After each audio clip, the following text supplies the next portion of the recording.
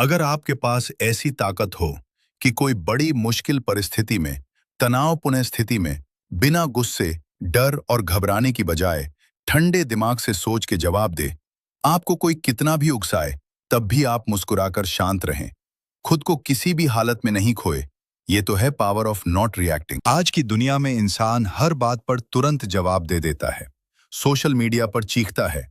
वहां अगर आप शांत रह जाएं, सोच समझकर जवाब दे, तो आप बहुत सी मुसीबतों से बच सकते हैं। तो आइए शुरू करते हैं power of not react book की book summary. The power of not reacting के पहले भाग में सबसे बड़ी सच्चाई सामने आती है कि हमारी जिंदगी समस्याओं से नहीं, बल्कि हमारी प्रतिक्रियाओं से चलती है। क्योंकि हम सोचते हैं कि हम हर स्थिति में समझदारी से निर्णय लेते हैं, लेकिन वास्तविकता यह है कि हम में से अधिकांश लोग ऑटोमेटिक तरीके से रिएक्ट करते हैं, यानी बिना सोचे समझे भावनाओं के आधार पर जवाब देते हैं। और यही रिएक्शन धीरे धीरे हमारी आदत बन जाती है। बचपन से हमें सिखाया जाता है कि अपनी बात साबित करो, चुप मत रहो, तुरंत जवाब दो। और समय के साथ हमारा दिमाग मान लेता है कि प्रतिक्रिया देना जरूरी है। इसलिए जैसे ही कोई हमें क्रिटिसाइज करता है, इग्नोर करता है, जब बिना पॉज के प्रतिक्रिया बन जाती है, तो स्थिति बिगड़ जाती है और बाद में हमें पछतावा होता है कि काश हमने शांत रहकर सोचा होता। असल में रिएक्शन ताकत नहीं, बल्कि कमजोरी का संकेत है, क्योंकि इसका मतलब है कि कोई भी बाहरी व्यक्ति आपके भावनात्मक बटन दबाकर आपको नियंत्रित कर सकता है। आपकी शांति आपके हाथ में नहीं, बल्कि दूसरों के शब्दों और व्यवहार पर निर्भर है। और यही ऑटोमेटिक पैटर्न, ट्रिगर, इमोशन और रिएक्शन हमें अंदर से थका देता है, हमारी ऊर्जा खत्म कर। The power of not reacting के दूसरे भाग को गहराई से समझेंगे, और यह भाग हमारी पूरी जिंदगी बदलने की क्षमता रखता है, क्योंकि यहाँ एक बहुत महत्वपूर्ण अंतर बताया गया है, रिएक्शन और रिस्पॉन्स के बीच का अंतर। पहली नजर में ये दोनों एक जैसे लग सकते हैं, क्योंकि दोनों ही किसी स्थिति के जवाब हैं, लेकिन असल में यही अंतर तय करता है कि आप अपनी जिंदगी को नियंत्रित करते हैं या आपकी भावनाएं आपको नियंत्रित करती हैं। रिएक्शन वह होता है जो तुरंत, बिना सोचे समझे, भावनाओं के प्रभाव में आता है। जब कोई आपको कुछ कहता है और आप उसी पल गुस्से, दुख, बचाव या अहंकार से जवाब देते हैं, तो वह रिएक्शन है। इसमें आपका दिमाग नहीं, आपकी भावना निर्णय ले रही होती है। दूसरी तरफ रिस्पॉन्स वह होता है जिसमें आप रुकते हैं, सोचते हैं, स्थिति को समझते हैं और फिर शांत तरीके से जवाब देते हैं। यहां आप अपनी भावनाओं के गुलाम नहीं, बल्कि उनके पर्यवेक्षक बन जाते हैं। अब सवाल आता है कि यह अंतर इतना महत्वपूर्ण क्यों है? क्योंकि रिएक्शन आपको कमजोर बनाता है और रिस्पॉन्स आपको शक्तिशाली बनाता है। रिएक्शन का मतलब है कि आपने अपना नियंत्रण बाहरी परिस्थिति को दे दिया है। किसी ने कुछ कहा और आपने तुरंत प्रतिक्रिया दी, यानी उसने आपके भावनात्मक बटन दबा दिए और आप वैसा ही व्यवहार करने लगे जैसा वह चाहता था। इसका मतलब है कि आपका मूड, आपकी शांति और आपका व्यवहार दूसरों के हाथ में है। लेकिन रिस्पॉन्स का मतलब है कि चाहे सामने वाला कुछ भी करे, आप अपने अंदर स्थिर हैं।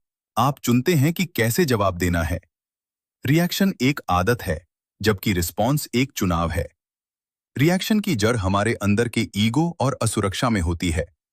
जब कोई हमारी आलोचना करता है, असहमत होता है या हमें अनदेखा करता है, तो हमारा अहंकार इसे खतरे की तरह महसूस करता है और तुरंत हमें बचाव की मुद्रा में ले आता है।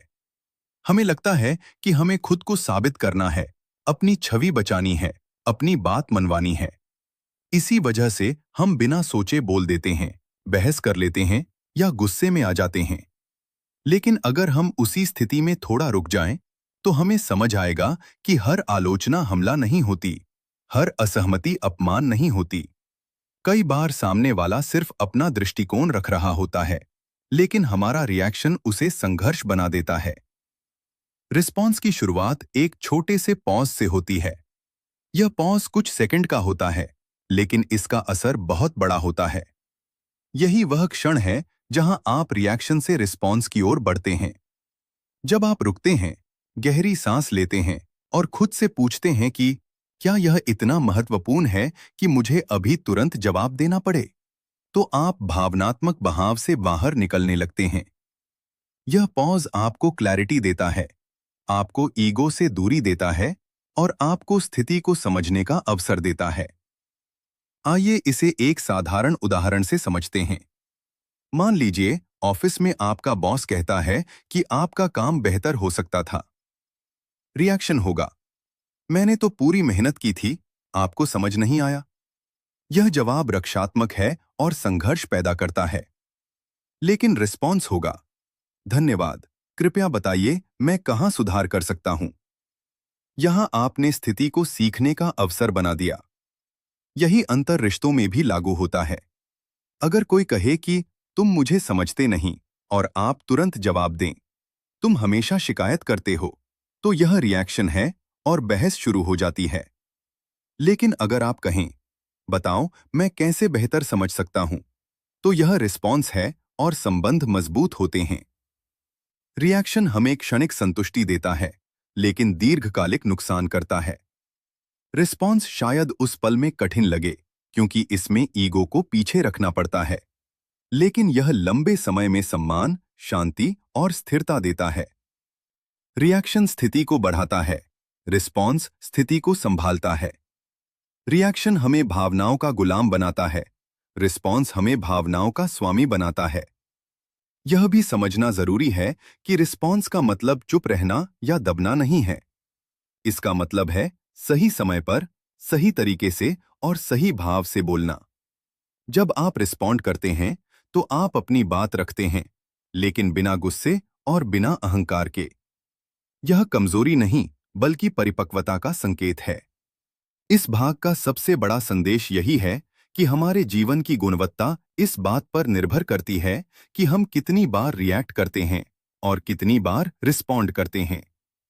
रिएक्शन हमें परिस्थितियों का शिकार बनाता है, जबकि रिस्पॉन्स हमें परिस्थितियों का निर्माता बनाता है। जब हम हर स्थिति में रुकना, सोचना और फिर जवाब देना सीख लेते हैं, तब हम अपने जीवन को भावनात्मक अस्थिरता से निकालकर सचेत नियंत्रण की दिशा में ले जाते हैं। और यही वह कौशल है जो हमें भीतर से मजबूत, स्थिर और वास्तव में शक्तिशाली बनाता है। अब बात करते हैं the power of not reacting book के तीसरे भाग की, जो हमें हमारी प्रतिक्रियाओं की असली जड़ तक लेकर जाता है, और वो है इमोशनल ट्रिगर्स, यानी भावनात्मक ट्रिगर। अब तक हमने समझा कि रिएक्शन और रिस्पॉन्स में क्या अंतर है, लेकिन असली सवाल ये है कि आखिर हम रिएक्ट क्यों करते हैं। ऐसा क्या होता है कि कुछ बातें हमें तुरंत गुस्सा दिला देती हैं, कुछ लोग हमें बेचैन कर देते हैं, और कुछ स्थितियां हमें बिना सोचे समझे प्रतिक्रिया देने पर मजबूर कर देती हैं। इसका जवाब है हमारे अंदर छिपे हुए इमोशनल ट्रिगर्स। इमोशनल ट्रिगर वह चीज होती है जो हमारे भीतर किसी पुराने डर, असुरक्षा या अधूरी भावना को छू देती है। बाहर की घटना छोटी हो सकती है, लेकिन अंदर की प्रतिक्रिया बड़ी हो जाती है। उदाहरण के लिए, अगर कोई आपकी आलोचना करता है, तो वो सिर्फ एक वाक्य बोल रहा है, लेकिन अगर आपके अंदर पहले से ही असफल होने का डर है, तो वही आलोचना आपको हमला लगने लगती है।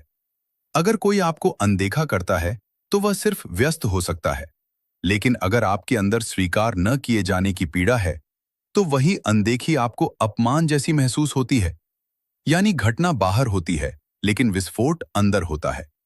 हर व्यक्ति के ट्रिगर अलग होते हैं। किसी को तुलना से तकलीफ होती है, किसी को असहमति से, किसी को अनदेखा किए जाने से, और किसी को नियंत्रण खोने से। यही कारण है कि एक ही स्थिति में दो लोग अलग अलग प्रतिक्रिया देते हैं। मान लीजिए दो लोगों को एक ही तरह की आलोचना मिलती है। पहला व्यक्ति शांत रहता है और सीखने की कोशिश करता है, जबकि दूसरा व्यक्ति गुस्से में आ जाता है। घटना समान थी, लेकिन ट्रिगर अलग थे। इसका मतलब यह है कि समस्या हमेशा बाहर की नहीं होती, बल्कि अंदर की होती है। किताब का यह भाग हमें सिखाता है कि जब भी हम तीव्र प्रतिक्रिया देते हैं, तो हमें खुद से पूछना चाहिए, ये मुझे इतना क्यों प्रभावित कर रहा है? अक्सर जवाब सामने वाले के व्यवहार में नहीं, बल्कि हमारी अपनी असुरक्षाओं में छिपा होता है। शायद हमें अस्वीकार किए जाने का डर है, शायद हमें गलत साबित होने से डर लगता है, या शायद हमें नियंत्रण खोने से डर लगता है। यही डर हमारे ट्रिगर बन जाते हैं, और जैसे ही कोई स्थिति उन्हें छूती है, हम रिएक्ट कर देते हैं। इमोशनल ट्रिगर्स को समझना इसलिए महत्वपूर्ण है, क्योंकि जब तक हम उन्हें पहचानते नहीं, तब तक हम उनके गुलाम बने रहते हैं। हर बार जब कोई हमारे ट्रिगर को छूता है, हम वही पुरानी प्रतिक्रिया दोहराते हैं। गुस्सा, बचाव, बहस या चुप्पी में नाराजगी। लेकिन जैसे ही हम अपने ट्रिगर को पहचानना शुरू करते हैं, हम उनके प्रभाव से बाहर निकलने लगते हैं। पहचान ही पहला कदम है स्वतंत्रता की ओर। इस भाग का एक और महत्वपूर्ण पहलू यह है कि ट्रिगर हमें हमारे भीतर के अधूरे हिस्सों का संकेत देते हैं। वे हमें बताते हैं कि कहां हमें अभी भी हीलिंग की जरूरत है, कहां हमें आत्म स्वीकृति की कमी है और कहां हमारा ईगो हमें नियंत्रित कर रहा है।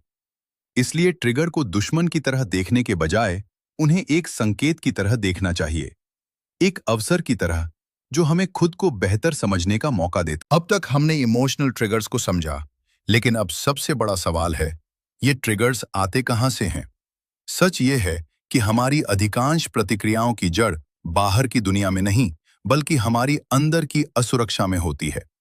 जब भी हम किसी बात पर जरूरत से ज्यादा रिएक्ट करते हैं, तो असल में हम सामने वाले को नहीं, बल्कि अपनी अंदर की कमजोरी को बचा रहे होते हैं।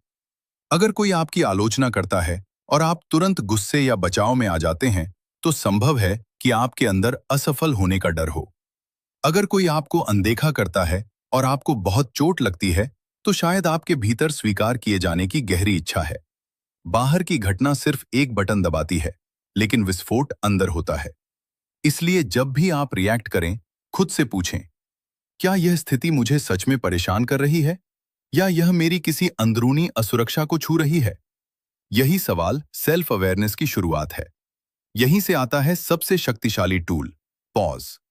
रिएक्शन और रिस्पॉन्स के बीच जो पुल खड़ा होता है, वह है कुछ सेकंड का रुकना। जब आप तुरंत जवाब देने के बजाय रुकते हैं, गहरी सांस लेते हैं और स्थिति को देखते हैं, तो आप भावनाओं के बहाव से बाहर आ जाते हैं। यह छोटा सा पॉज आपको क्लैरिटी देता है, ईगो से दूरी देता है और आपको सचेत निर्णय लेने की स्थिति में लाता है। अगली बार जब कोई आपको उकसाए, तो तुरंत जवाब देने के बजाय खुद से पूछें, क्या मुझे अभी बोलना जरूरी है? अक्सर जवाब होगा नहीं। यहीं पर साइलेंस की शक्ति सामने आती है। हर बात का जवाब देना जरूरी नहीं होता। कई बार चुप रहना ही सबसे मजबूत प्रतिक्रिया होता है। साइलेंस कमजोरी नहीं, बल्कि नियंत्रण का संकेत है। जब आप हर उकसावे पर प्रतिक्रिया नहीं देते, तो आप अपनी ऊर्जा बचाते हैं और स्थिति को अनावश्यक संघर्ष में बदलने से रोकते हैं। नॉन रिएक्शन का मतलब यह नहीं कि आप डर गए या अपनी बात नहीं रखी। इसका मतलब है सही समय पर, सही तरीके से और सही भावना के साथ बोलना। यह भावनात्मक परिपक्वता का संकेत है। आप अपनी बात रखते हैं, लेकिन बिना गुस्से और बिना अहंकार के। यह सब अवेयरनेस से शुरू होता है। जब तक आप अपनी प्रतिक्रियाओं को पहचानते नहीं, तब तक आप उनके गुलाम हैं। लेकिन जैसे ही आप नोटिस करना शुरू करते हैं कि मैं रिएक्ट कर रहा हूं, वहीं से स्वतंत्रता शुरू होती है। हर स्थिति में आपको एक चुनाव करना होता है, सही होना या शांत रहना। ईगो चाहता है कि आप जीतें, लेकिन शांति चाहती है कि आप स्थिर रहें। कई बार सही साबित होने की जरूरत छोड़ देना ही सबसे बड़ी जीत होती है। रिश्तों में अधिकांश संघर्ष रिएक्शन से पैदा होते हैं। छोटी सी बात जब भावनात्मक प्रतिक्रिया बन जाती है, तो वह दूरी पैदा करती है। लेकिन जब आप रिस्पॉन्ड करते हैं, तो वही स्थिति समझ और जुड़ाव का अवसर बन जाती है। ऑफिस में भी जो लोग रिएक्ट नहीं करते, वे बेहतर निर्णय लेते हैं और बेहतर लीडर बनते हैं, क्योंकि वे भावनाओं के आधार पर नहीं, बल्कि समझ के आधार पर काम करते हैं। रिएक्शन तनाव और चिंता बढ़ाता है, जबकि नॉन रिएक्शन शांति और क्लैरिटी लाता है। हर रिएक्शन आपकी ऊर्जा लेता है। गुस्सा, बहस और नाराजगी मानसिक थकान पैदा करते हैं। नॉन रिएक्शन ऊर्जा बचाता है और आपको महत्वपूर्ण चीजों पर ध्यान केंद्रित करने देता है। दुनिया को नियंत्रित करना कठिन है, लेकिन खुद को नियंत्रित करना संभव है। सेल्फ कंट्रोल ही असली शक्ति है। हर बात पकड़कर रखना जरूरी नहीं, कुछ चीजें छोड़ देना ही समझदारी है। डिटैचमेंट का मतलब उदासीनता नहीं, बल्कि भावनात्मक संतुलन है। जो व्यक्ति हर बात पर रिएक्ट नहीं करता, उसकी बात का वजन बढ़ जाता है। लोग उसे गंभीरता से लेते हैं। बाहर की दुनिया बदलती रहती है, लेकिन अंदर की स्थिरता आपको मजबूत बनाती है। और अंत में, असली शक्ति ऊंची आवाज में नहीं, बहस में नहीं, बल्कि सेल्फ कंट्रोल में है। जब आप हर स्थिति में शांत रहना सीख जाते हैं, तब आप सच में अपने जीवन के मालिक बन जाते हैं।